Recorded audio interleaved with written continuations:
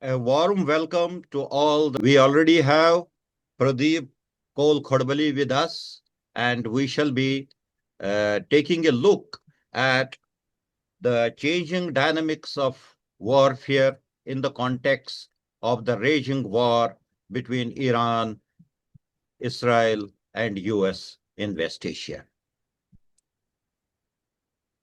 When people thought that the civilization, we all, the modern humans, have transited to a state where they will no longer revert to the 19th and 20th century browbeating, we find ourselves ambushed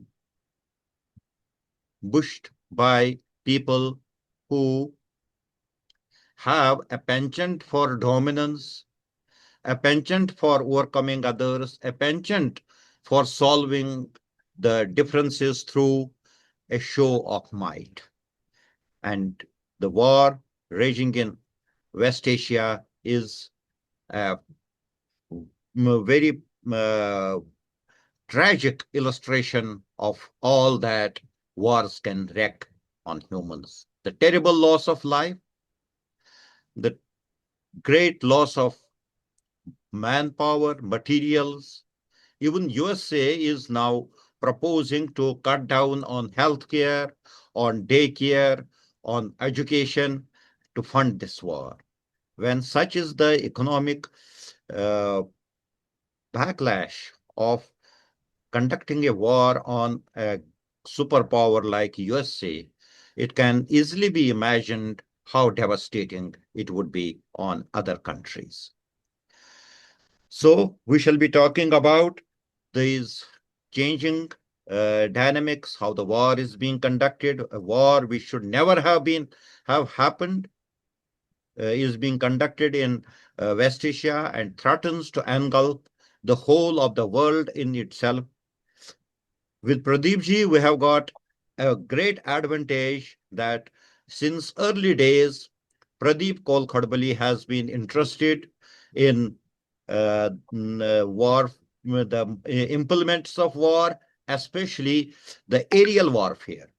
He has in-depth knowledge in all this, and we shall be talking to him in this context. So, Pradeep ji, what do you think of what is raging in our backyard? Thanks, Batsa, for having me in wide angle. It's really very tragic, as you have said in your introduction. Actually, you have stolen my words from from my mouth, and you have given your introduction. I was thinking that war is really taking a toll of human civilization, and especially we thought that at the turn of 20th century or 21st century, wars would end, but wars are raging in regular succession. In 20th century, we saw two sanguinary wars in World War One, World War Two. Then we saw Korean War. Then we saw the Vietnam War dragging for about 25 years, and then Indo-Pak wars and wars in West Asia, then Iraq war. And we thought, all well-meaning people thought now 20th century goodbye to these wars. 21st century will unleash an era of peace and prosperity all around the world. But unfortunately, man comes back with his vile and evil nature, and wars are being thrust upon us.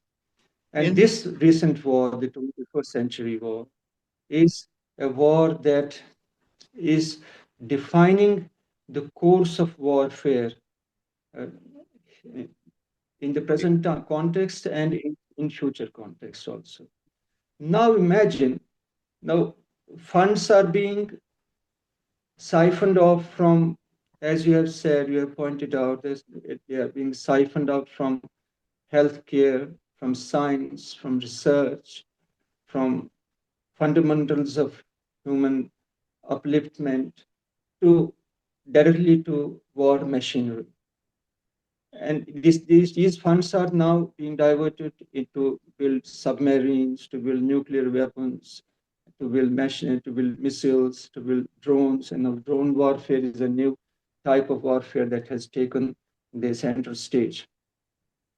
So, first of all, things are not good for humankind, and especially with people like Trump and Netanyahu and Iran also to some extent these die-hard regimes or regime we see in North Korea.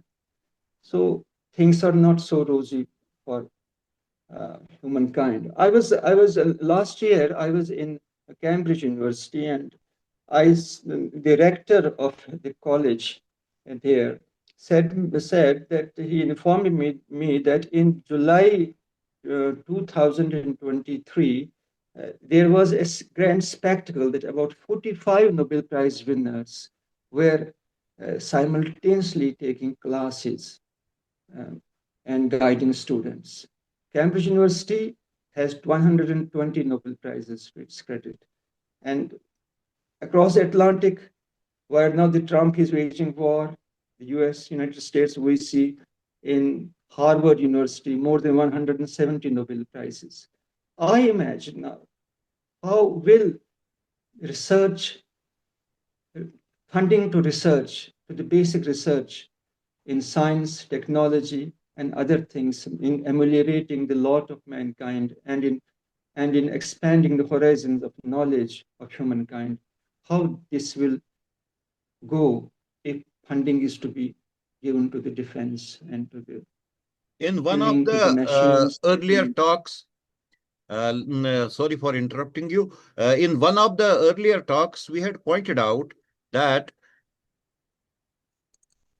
this civilizational march, which you are pointing to, like the research, development, welfare, the great educational institutions, all those things, that is an advance of civilization, that is the progress human kind had rather achieved over the last 50 or 70 years after the World War, after realizing the horrors of war. But Yeah, as we did point out there is always a chance of a demagogue coming in and brainwashing hordes of people into thinking which go directly against this advance of civilization, this progress of humankind. Like you talked of Trump, one of the first things he did was that climate change is not it's not a challenge at all. It is nothing. He yeah, was so very very non-serious. lawful. And now Yeah, he is very getting nonsense. all too non-serious about war. I think the saving grace is that many people in USA, and if the polls there are any guide, a majority of the Americans itself and Europe and other advanced countries, they are not going with this rhetoric of Trump saying that he has gone uh, into war. He has decided to war with Iran because there was a threat. But that said, it was a fact that the Iranian regime itself had been propping up terrorist organizations in various states. There was one Yes, in yes. Yemen, there was another in Lebanon, there was another one in Syria, and yet another in the backyard of Saudi Arabia itself. And those proxies, they definitely were no good. But the point is that when confronting people, do we bring them to their knees diplomatically in a civilized way, hoping to make them realize their errors? Or do we go in the caveman style with a thorny club and try to beat everything as America is doing right now. The latest thing he did was Yes. what the American media and many senators are calling clear war crimes, attacking the infrastructure which is used for common people. Yes. And some hours earlier, President Trump has given this warning, ultimatum to Iran that if they don't come to the negotiating table, rather if they don't capitulate or surrender before United States, then American or military might will be let loose on all the infrastructure projects, whether bridges, whether power centers, whether roads, uh, whether tunnels. This is a very, very sad situation. But I want to draw your attention to the fighting, fighting of America, the nature of fighting that America has pursued after Second World War. Look, sir, in Second World War, there were allies and Axis powers, and they were fighting together for a just cause. And A defined so cause. America was also Yes, America was also pursuing that cause, and they laid down, American forces laid down their lives in thousands for the sake of that cause. But when Korean crisis came, and America again went to war, but it lost the war because they couldn't cross 38th parallel. And today, 38th parallel is the de facto border between two Koreas. Then in 1900, yes, 1960, 62, they waged a war in Vietnam, and it was one of the most bloodiest war, in which napalm bombs were used and daisy cutters, about 25,000 LP bombs were used for the first time on civilian population. May I ask you a But question? it lost. Do you think that given the time, 1960, and today we are in 2026, given Yeah. the relative technological status of the two times, which are clearly separated by 6 decades, uh, the bombs, the devastation, implementers of devastation, the war instruments, aeroplanes, and all which America used in Vietnam, and which America is using now. Given the lag of time, because we are talking of two things which are separated by more than 6 decades of, and these decades have been a time of great and spectacular advancement in all types of technology. But keeping that thing in mind, don't you think the fury there in 1960 was almost the same as it is in today, 2026? Yeah, exactly. The theory is the same. They use napalm bombs, and now they are using cluster. Iran. One of the warring factions is using cluster bombs, which were banned even in Second World War. Uh, the instruments of war have changed a lot because in Vietnam there used to be a famous LA called MiG LA.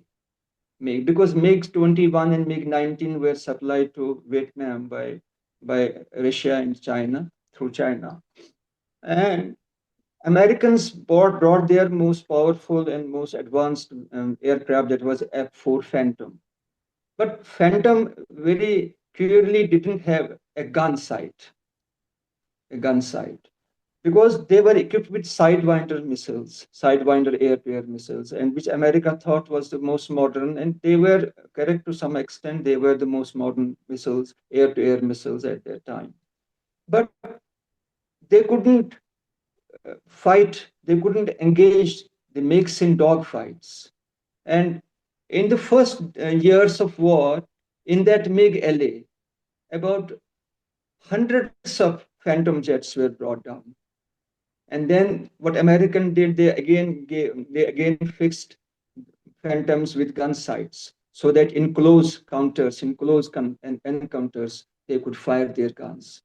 There is one interesting thing that I Isn't want the to share same with you. thing happening now when Iran is using very cheap missiles and much cheaper drones to attack American planes and warheads, very costly, whose cost runs into millions of dollars. And they are bringing them Hundreds of down, they are countering them, they are to the extent they can with very cheap weaponry. Yeah. Iran has absorbed the American Fury, Operation Fury, that America calls it, very well because they have uh, developed a cheap response in drones, in Shahid drones. These drones cost just $20,000 and they can run for 1,000 kilometers, have a 50 kg bomb load, and they are equipped with GPS, a simple device. And they have a fairly good accuracy and they have wreaked havoc in Bahrain, in Abu Dhabi, in, in Kuwait, in Qatar. Uh, but they have also downed American F-15 Eagles. American F-15 Eagles have a very great record in wars because they have not been shot down so often in wars. Only two instances were there when American F-15E, now F-15E is a new product in that Eagle series of aircraft. One was shot down over Serbia, and the other was shot down in Iraq wars, perhaps. But only two instances in their 40 years span career, in 40 years of history, their career existence. But here they have been brought down first by friendly fire and now by Iran. Perhaps Iran has got, there are many experts have pointed out to this, that Iran have got clandestinely S-400 missiles, and that has denied uh, American aircraft the free range that they once enjoyed just a couple of days ago. So they have brought down these aircrafts with these missiles. So, And in a way, they one are can say that when we talk of technology, when we talk of advances, there are parallel advances. yeah, Either you have developed the weaponry on your own, or you have acquired it through clandestinely by whatever means, just like, say, Vietnam. yes. So, those that the technical aspects, they sort of keep evolving on the same plane, on the same level. But the mentality of overpowering, the mindset of not listening to reason, not reasoning things out, is probably what actually plays havoc with the affairs of nations and the affairs of men. I Just often, uh, please. yes, please go on. It has happened all through history, where people with deranged minds or deranged ideologies have tried to foist and thrust their ideologies on people of different faiths and different climes and living in different areas, thinking that their ideology is the best. Now, is this the American dream that Trump is presenting to the whole world? Is this the American dream? And was that the dream when those swarms of um, horsemen from deserts um, raged and Asian came and destroyed civilizations across Iran and India, or from Mongolia, the Genghis Khan's forces destroyed Baghdad, the siege of Baghdad, and destroyed China. It has happened all over the world. It has happened when when Japanese destroyed China, and the Nanjing massacre is still before us. There are hundreds and hundreds of such massacres taking place, and now we are witnessing this massacre. This is It is a massacre. exactly what the human advance, the progression in the affairs of man, the men and women, the civilizational force, which we generally term as the civilizational force, taking people away from the barbaric inclinations to more tolerant, accommodative, and reasoned, rational formulations where they can think out things rather than fight out their urges. And every instance which you have pointed out has always had this megalomania, the urge predominate, and that belief that you have a monopoly over truth, that you know, which has always led to devastations all over. I am often, when I look at, at the way Trump is conducting his White House, he is tending, probably we did talk about it in an earlier, those, the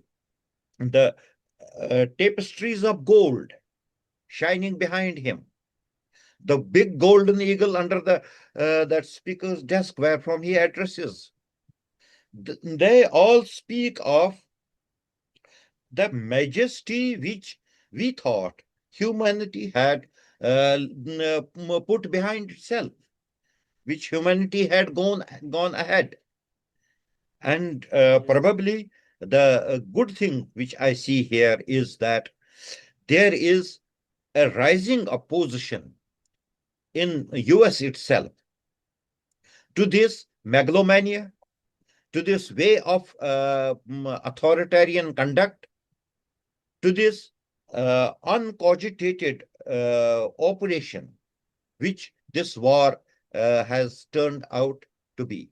Probably other countries, other parts, like say our own country, or whosoever deems his or her country to be advanced in thought, advanced in civilization, ahead of others, they probably need to cultivate this, rather not only cultivate, but to imbibe and put in, bring it into their operations, this thought that the humanity has to progress if it has to survive.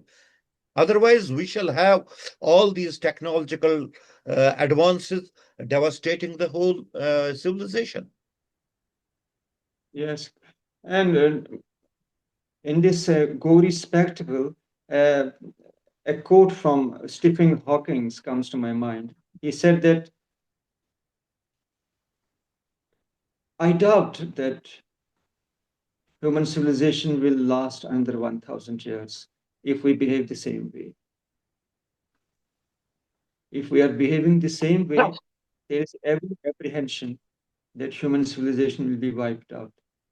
There is a very, very urgent need for all well meaning people in the world to come, to rise, stand together, and fight for peace and fight this megalomania, whether it is in the form of Trump, it is in the form of North Korea, it is in the form of Putin, it is in any other form, because mankind will only survive through progress, through rationality, through discussion, through dialogue, and by giving space to others.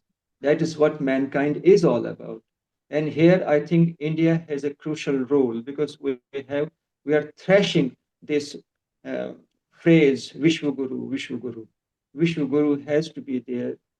It is not only in the word, but it has to be in the deed. We have to rise because India, there is some hope in Indian ethos that we must give space to others. We say Ano Badra Krito Yantu Vishwata, let noble thoughts come to us from all sides. But praise is one thing, and living that phrase is another thing. That's very So important. India has a crucial role. And if India shuns this crucial role, then I think India is doing a great disservice to its history, its culture, and its ethos. Very well put. As it is, it has become fashionable for some time, I think some 20 or 30 years, to say that UNO is not effective, UN is dead, UN is this and UN is that. Always, people have always been denigrating UN. But the fact remains that there is always the need for an international supervisory body, which should be given enough authority to prevent all these megalomaniacs from wreaking havoc upon the whole civilization. It is a role. Exactly. If UN is not doing it, come up with a different platform. But as it is, UNO is as egalitarian a platform as it can be. Only probably the nations, the Committee of Nations has to ensure that UN and its branches, its various organizations, they have the necessary power to implement the things. And Yes, exactly. probably this world, the human civilization, it probably will be hard for it to survive without such a supervisory body to which all the nations can go and where all can speak with reason and rationality. We are nearing our time and we are going to close. If you have got anything to add, you may please. No, thank you. Thank you. Thank Thank you you very for much having me. for this talk. Thank you. We hope that this discussion of ours will at least help to evoke a debate about the values. After all, whether it is warfare or it is day-to-day work, it is always the ethos, it is always the values, and as you say, the great ethos of India has a place in the Committee of Nations, and it is only with through values that we can go ahead. Thank you very much. It was a pleasure talking to you. Thank you. Thank you.